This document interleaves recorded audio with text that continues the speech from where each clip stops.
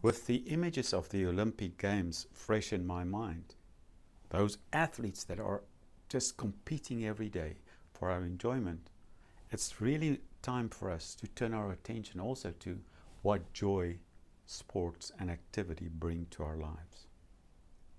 Now, I'm no super athlete, but throughout my life I've used sport and activity to stay healthy, to work off stress, to be the counterbalance to our incredibly busy lives.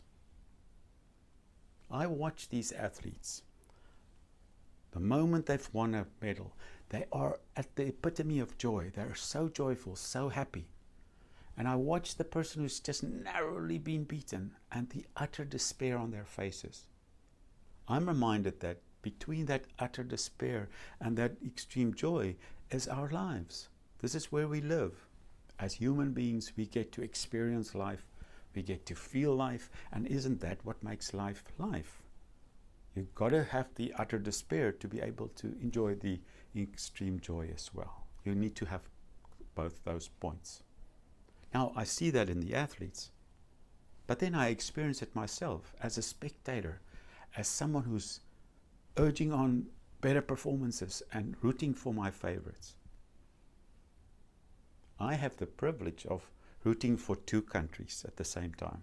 First of all, there's South Africa, my country of birth, with their athletes, and there is Canada, my country of choice, with their athletes. And those two teams I can root on, and it's great to be able to be part of it. Now, what is the learning for us here?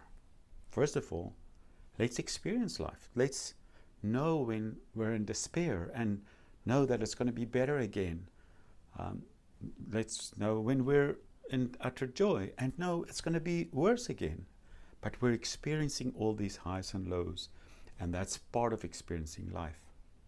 But then also, I think the biggest lesson is for us all to keep moving, all to find an activity if we don't have it, or to improve an activity that'll keep us busy, that'll keep us occupied, that we strive for something, and that gives us additional energy through life.